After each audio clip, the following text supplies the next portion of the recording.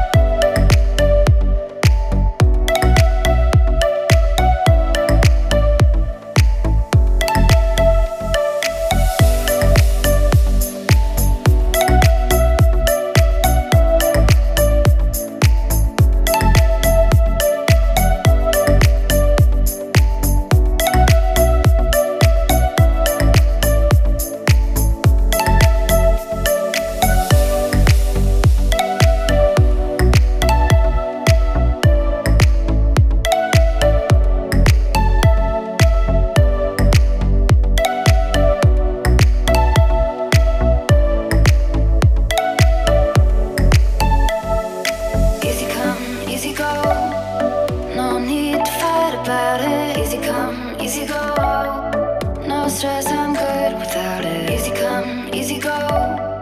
Let's keep it fun and simple. Easy come, easy go. You know my loving is no sweat. It's no sweat. It's no sweat. It's no sweat. It's no sweat. It's no sweat. It's no sweat. It's no sweat.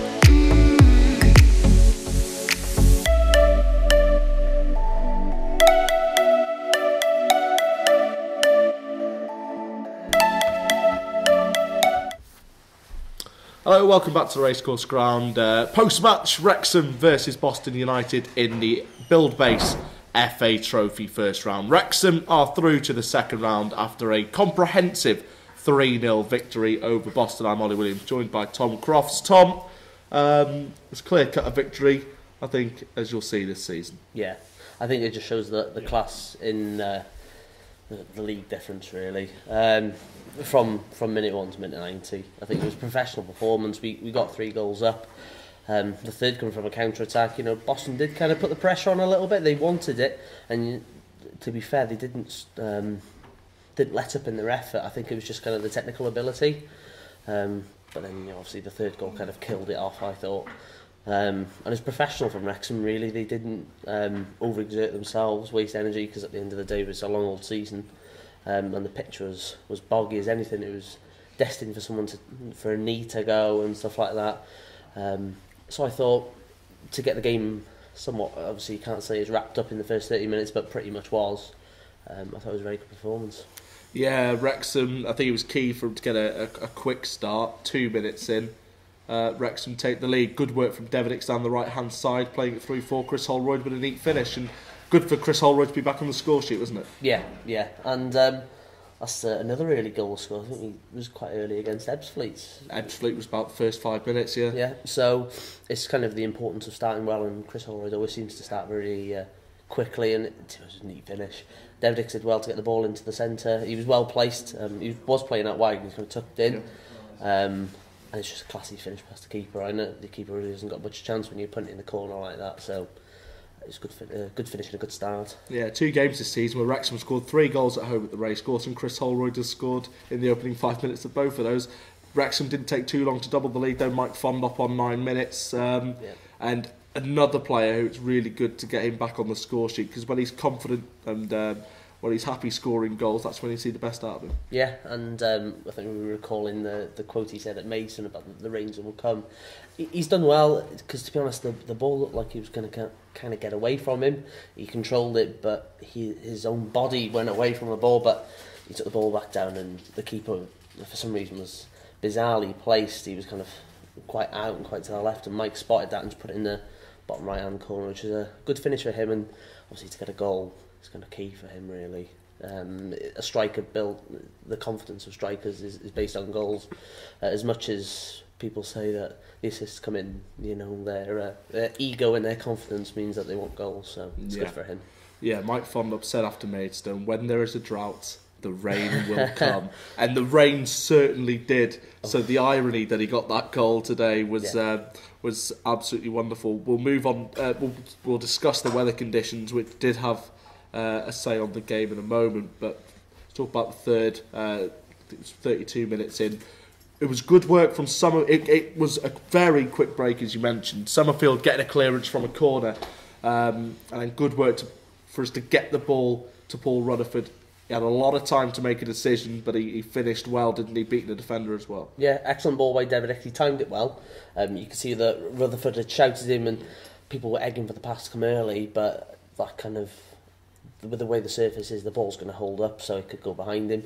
Timed it just perfectly, and Ruthers had acres of space, and to be honest, the 2 defenders closed him down really quickly, so they were behind him, and it's easy enough to get put off by that, and it was a good finish straight past the keeper. The 2 litre diesel himself does it again, so big fan. So I think it was a good finish, and it's good to see him in the goals as well. It came at an important time, I thought, because Wrexham went 2-0 up, but Boston started to apply the pressure. They didn't really test Christian Dibble in goal today, but there was a spell after that second where they looked like they were edging closer and closer. So goal was really well timed as well. Yeah, and it was was a perfect counter attack as well. They started to just kind of flood the box with crosses and such, and they were getting decisions. Some of them I don't really agree with. I think there was one with the free kick had gone out for what I thought was a goal kick, but referee said it was a corner.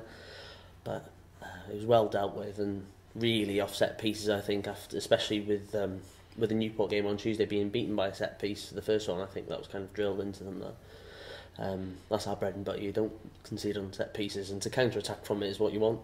So. It was, and talk about the conditions. And second half, there were no goals, and perhaps to no surprise, really, unless there was a mistake. It really poured it down, especially in the Wrexham half. The ball was sticking, especially when Mark Carrington was at right back. It was really tricky, but I guess both teams are playing on the same pitch. It's as bad as a game as bad as conditions it is for each side. Yeah, and I find it was quite especially bad near our final third, actually. Towards the Boston end it wasn't so bad, but you noticed the as people started to kick the ball, there was the splash of water. The conditions were bad, but at the same time, you know, a lot of these players are experienced. They know that they've got to deal with it, especially Matty.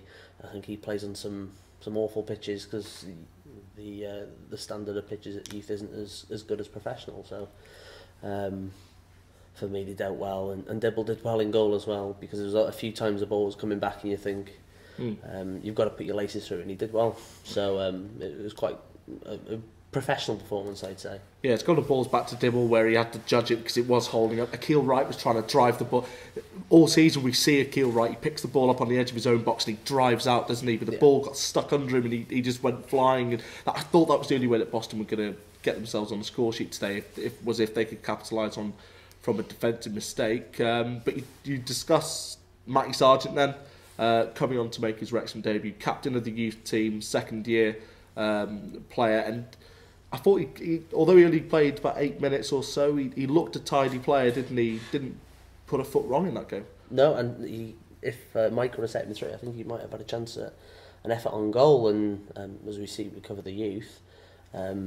He's not afraid of having a shot, no. And he's a quality player. So I thought he was actually dictating play to Deverdix. I saw at some points of telling Deverdix where to go, and for such a young lad to have the confidence to talk to other players, because some youth players kind of go a bit anonymous, I find, just because they're a bit nervous and they don't really they're a bit afraid of saying things to other players, because obviously it's pros and stuff like that. But I think Matty's not afraid. I think he's which is good in a way, because he actually started some passing plays by being the person that actually spoke out about it, really. Yeah, he seemed to every time he wanted the ball, didn't he? He wanted to get the ball as much as possible, and he's been involved in the first team setup for a few weeks as well, so he knows those lads quite well already, which can always help. It was a shame for Jack Thorne, though, really. He was ready to come on to substitute. The referee blew up. I think he'd been waiting on the sideline for about 4 or 5 minutes. The ball just didn't go out of play. It was one of those games where it was sticking on the pitch. They were hoofing it around quite a bit, but it wasn't going out of play. 1 minute of added time, the ref blew up bang on that time. It's a shame he couldn't get his debut, but he's got a taste for it, hasn't he? Yeah, I'd be a bit gutted if I was him, to be honest. It's one of them things, you sat on the sidelines, there was a throw-in, Boston took it quickly, and Graham said in his post-match that there's a communication error between the officials, which is a bit gutting for him, but at the same time he knows it's going to come.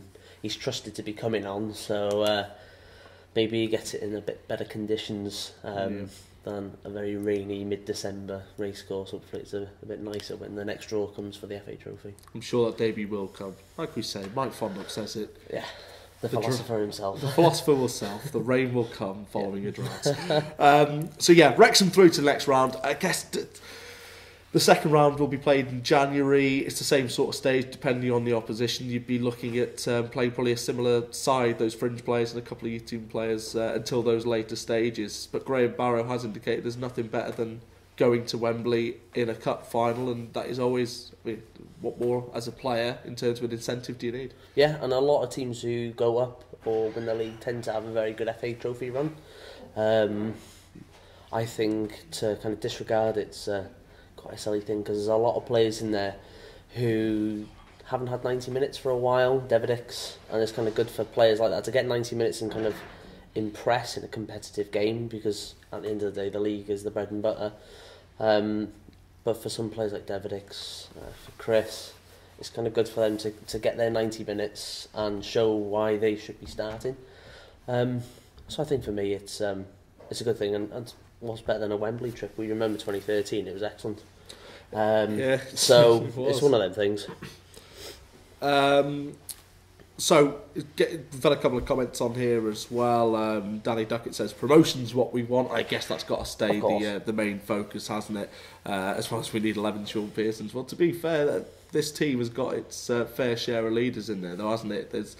They're not shy of being vocal throughout the pitch in all sectors, whether it be from the goalkeeper, the defenders, midfielders, or the attackers, have we? Yeah, everyone's talking as well, and you can see that everyone's got that passion and drive to actually the want to win, and that heads aren't dropping when things do go against us. Because to be honest, at the end of the day, the game on Tuesday, it's easy for some players for their heads to drop, or for this game on Saturday. But they went out their first minute as clear conscience and went for it. So it's good that we've got such a diverse squad as well. That it's not all the same type of player.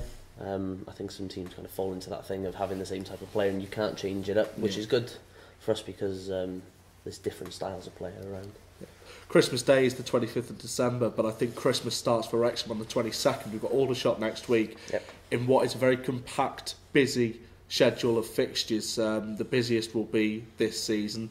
And Aldershot away, they've not been in as good a form as they'd hoped to be Aldershot this season, but they're still going to be a tough side to face, especially when you go to grounds like the Recreation next weekend. Yeah, and Aldershot have always got it in them. They're not doing as good as they hoped, but there's a lot of teams who are like that at the moment. Your Boreham Woods and stuff like that, and Boreham Wood haven't had the best of starts, and they beat Leyton Orient. So Chesterfield last week, they beat Salford. So really, this is a very, very open league. So I think you've just got to go in as we've always gone into a game, wanting to win. It's a different setting. Obviously, it's another trip down to the south. Yeah. It's a long old trip, but I think they'll be ready. I think they'll next week the preparations will just start as normal and get ready. But it's a very compact break. I think it's about 5 or 6 games in a very short space of time. So you've got to be ready, and the whole squad have kind of got to be ready, fighting fit. Yeah, absolutely. So Wrexham start with Aldershot next Saturday before the double header against Salford City, of course, and you can catch all of that on through all the official club means, really. Social media as well as the live commentaries will be there on Saturday at the Recreation Ground. So keep up to date with us and get all the information throughout the week on the club website. But for myself, Ollie Williams and Tom Tatus, we'll see you next Saturday and, of course, throughout the week.